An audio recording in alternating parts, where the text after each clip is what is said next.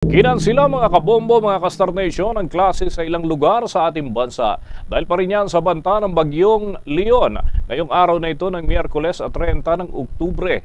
Sa ikalawang rehiyon o dyan sa Cagayan Valley Region, walang pasok sa lahat ng antas, pampubliko at pribadong paaralan man at maging sa probinsya ng Batanes hanggang yan bukas Oktubre 31 at sa Cagayan ay wala ring pasok mga kabombo sa Calamanyugan at ganun din sa Santa Praxedes at pampubliko mga paaralan ay apektado rin ng naturang deklarasyon sa Cordillera Administrative Region. Suspendido mga kabombo ang klase sa probinsya ng Apayao ay gayon din mula kindergarten hanggang grade 12 para sa pampubliko at pribadong paaralan. Sa Region 4A o Calabarzon Region, suspendido ang klase hanggang bukas 31 ng Oktubre sa Batangas, partikular na sa bayan ng Talisay at Calaca, Lemery, Nasugbo at San Luis.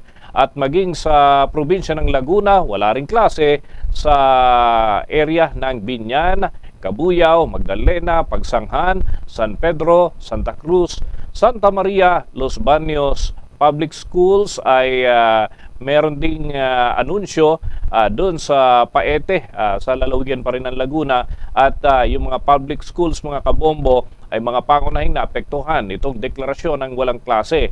Yan ay dyan sa lalawigan ng Cavite, wala ring klase hanggang doon sa may area ng Noveleta. Sa Region 5 naman, dyan sa Bicol Region, kansilado ang klase sa probinsya ng Albay sa lahat ng antas, pampubliko man o pribado, gayon din sa lalawigan ng Camarines Norte at Camarines Sur, pati na sa area ng Sorsogon.